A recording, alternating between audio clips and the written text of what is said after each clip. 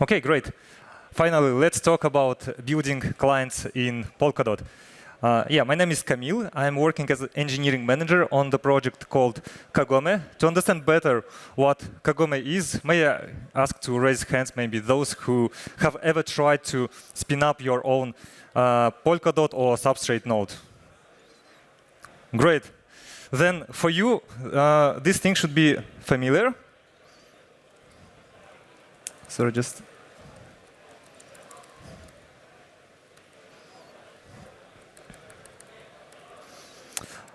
Okay, we are in empty folder, as you can see. And this CLI command should be very familiar for those who have ever tried to spin up Substrate or Polkadot node. Basically, it is exactly the same with one difference, that instead of Polkadot or Substrate, we actually use Kagome.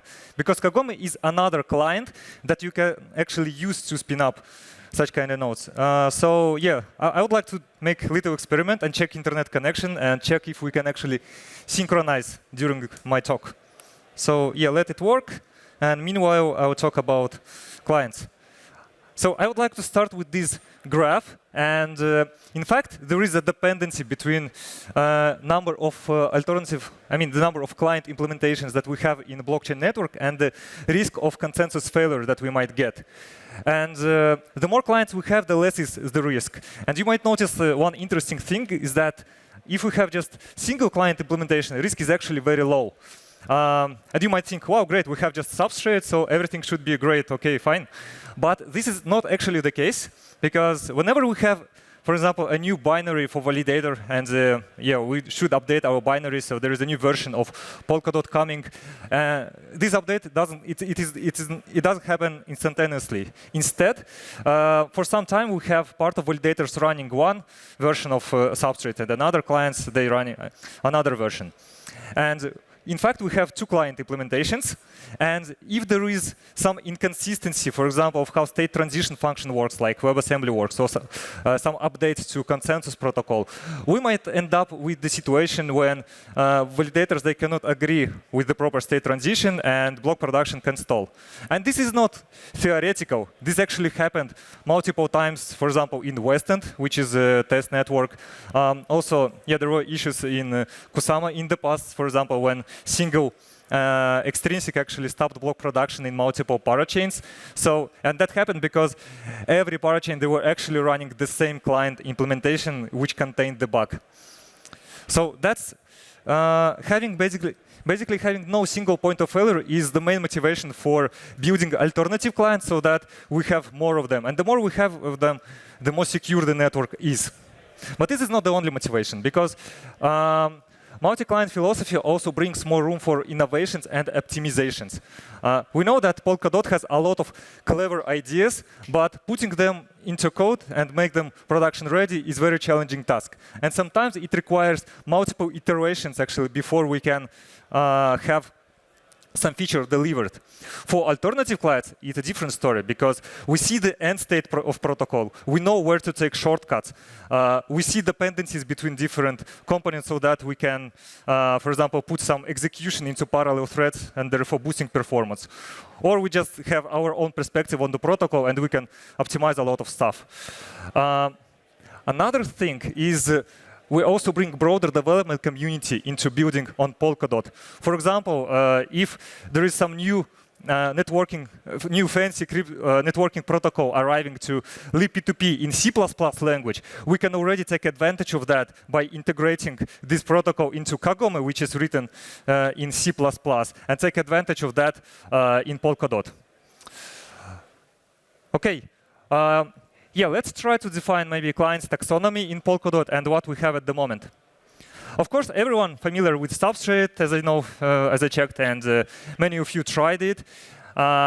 But this is not the only implementation. So we're talking about Polkadot host implementation, because host implementations are responsible for executing Polkadot runtime that contains basically state transition function that is responsible for governance, staking, treasury, smart contracts. But we cannot implement everything there. We cannot implement WebAssembly engine, consensus engine, or networking layer.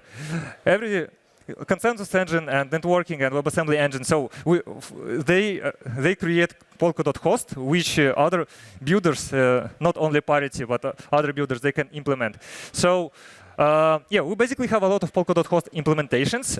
So I represent Kagome, which is written in C++ by Soramitsu team. But yeah, there is also ChainSafe team who is building Kusama in Go language. And yeah, there are also two new projects, LimeChain and Zondex, who are also trying to build new client implementation. So yeah, in bright future, yeah, we might actually have a lot of alternative client implementations in Polkadot. But this is not only it, because we also have light clients. So we have, for example, small dot written in Rust. Yeah, I've put a little asterisk because yeah, I think it's not only light client, but in theory, there is ongoing work to make it also full client. But yeah, you can also, besides small dot, yeah, there is also an attempt to write C++ light client by equilibrium.co team. So yeah, even here we have client diversity in Polkadot. But the outstanding feature of Polkadot, of course, parachains. And yeah, currently, I think every parachain, they're using Cumulus to spin up their own parachains. And there is also an attempt to write parachain node by the ChainSafe team, again, in Go language. And if we take a look on the architecture of our collator, yeah, we see that actually it contains two pieces, Polkadot relay chain node and parachain node. But in fact, there is an ongoing effort to split this collator into two pieces so that parachain node can speak with Polkadot node using certain RPC interface. And that brings another room for new clients, parachain host implementation, so that they can re-implement parachains as well in other languages. So that such bugs that, for example, stopped block production 2 years ago in multiple parachains, this will never happen again. Okay, and finally, yeah, let's talk a bit deeper about Kagome. As I said, this is a C++ implementation of Polkadot host. And yeah, it can be used to actually run relay chain nodes already.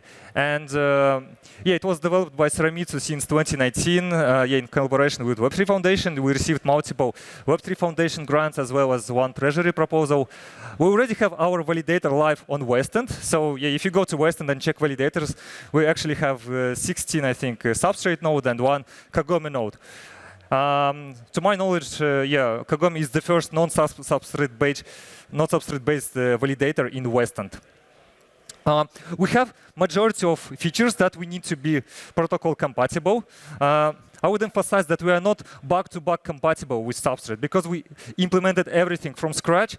The probability of having the same bugs is very unlikely. Of course, if this bug is not in protocol itself, which we should follow. Yeah, so we have majority of features implemented already. Yeah, just some small things like beefy, and we're finishing with dispute resolution in parachains, but overall we're good. Yeah, here I have actually a quite deep diagram. You don't need to read it now, but yeah, for those who are curious what are the key components of Polkadot host, you can check it later. I just wanted to emphasize on some components that we put a lot of effort implementing when we were working on Kagome. And first of all, yeah, when we were starting, there was no libp2p implementation, which is the networking layer for Polkadot. So yeah, we had to re-implement everything from scratch. And yeah, currently we use our libp2p implementation for peer discovery and multiplexing and securing connection. We even contributed our implementation into official libp2p repository. So yeah, if you go to libp2p, cpp libp2p in GitHub, yeah, you basically face our implementation. Yeah, of course, we have implemented consensus. So yeah, things like Babe and Grandpa already there. But we're also starting research and work on sassafras, which is a new consensus algorithm that allows you basically not to have any forks, which is good, very good for parachains.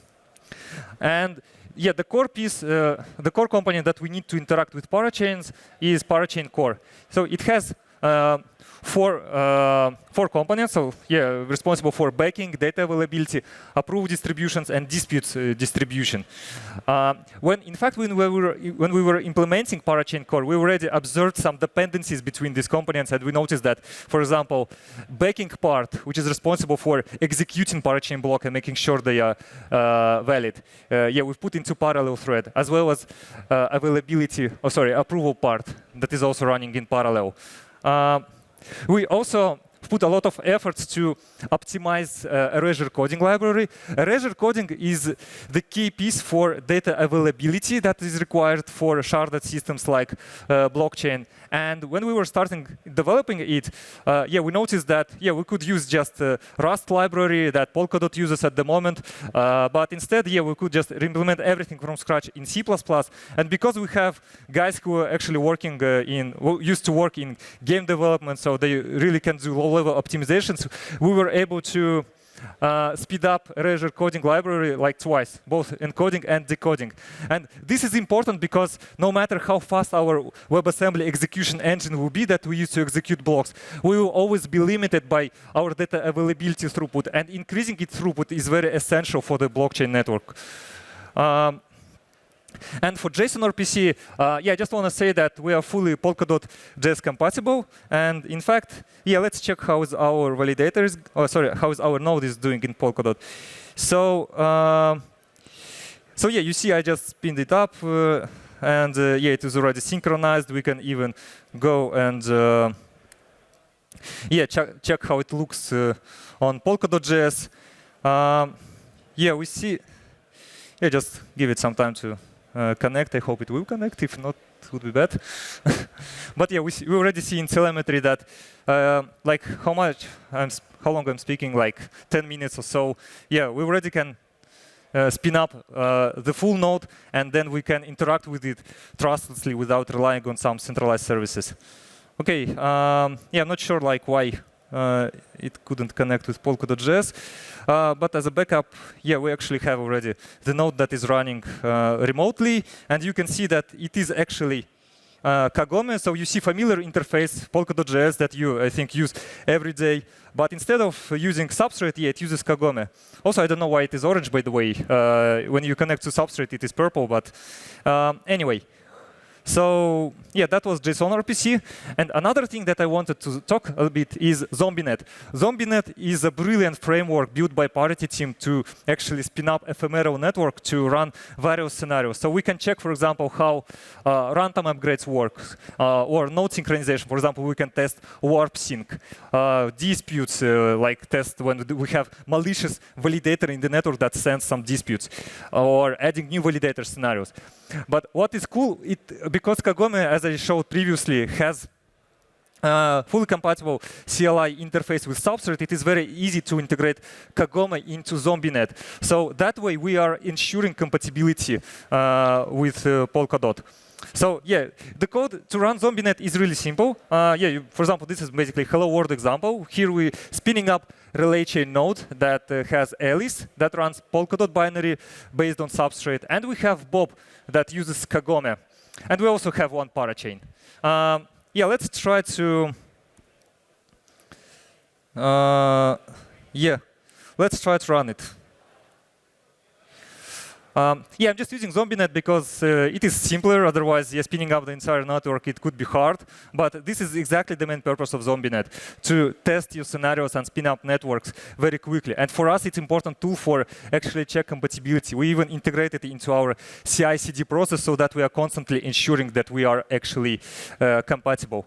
So here we see that network was launched. Alice is here, Bob is here. We can even go to Polkadot.js link. By the way, how it's going here.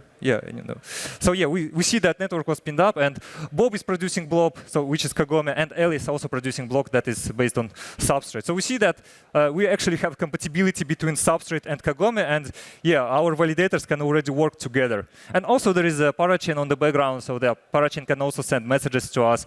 So in that sense, we are fully protocol compatible, and that means we actually can already start trying run our validator in real networks.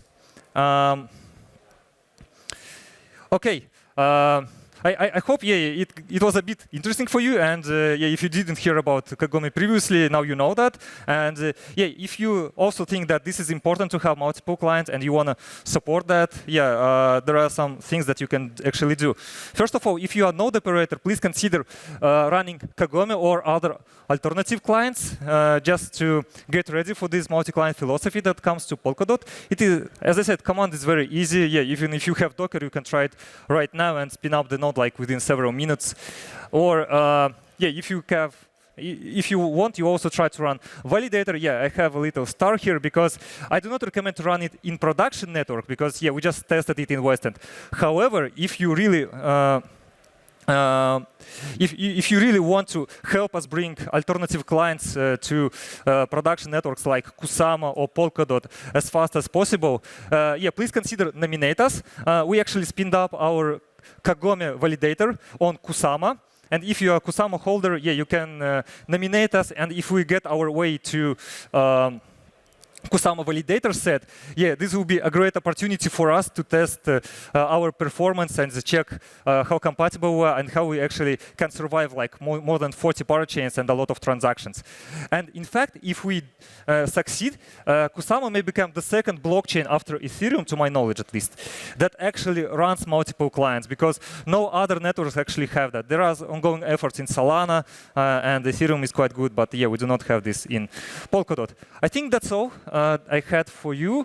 Yeah, if we have some time for questions, I can take one. There was a few ones. Yes. So thanks a lot. That was great. I was wondering how easy it would be for a team to start from scratch and just follow the specs to develop a client, and what issues you have faced while you were doing this. There is a formal definition of the specification of the protocol, but was it enough for you, or is it complete? Yes. Does it like kind of translate to technical solutions easily? So what have you encountered in summary? Thanks. Okay. Yeah, thanks for your question. I really was prepared for them because yeah, how to build a client basically. Yeah, we have. It was not prepared, by the way. I don't know. Yeah, so there are a few ways where you can go in order to learn how to build this kind of clients. So yeah, we of course have Polkadot spec. It has a good, like, high-level understanding of what is going on. Yeah, it is not. I would not say that it is fully complete. Some things are not explained, and some things are not updated there.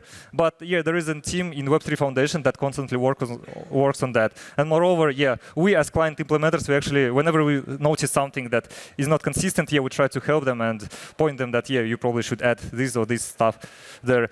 Also, yeah, for integrating parachains, there is a great Polkadot parachain host implementers guide by this link if you want to try. So yeah, it gives also a good understanding how to integrate parachains. So yeah, like we have this thing. But yeah, for us, when we were implementing, it was really challenging because yeah, spec is not always up to date, and we have to read a lot of Rust code. Sometimes we need to parse messages that a Substrate node sends to other nodes. So yeah, that was challenging, but it's possible, as you see. Like we have our node running. Any more questions?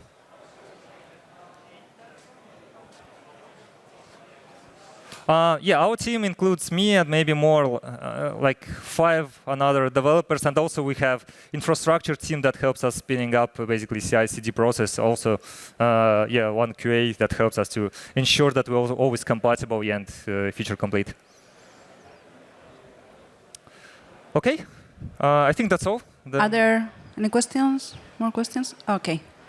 So thank you so much. Yeah, thank you. Thank you, Kamil.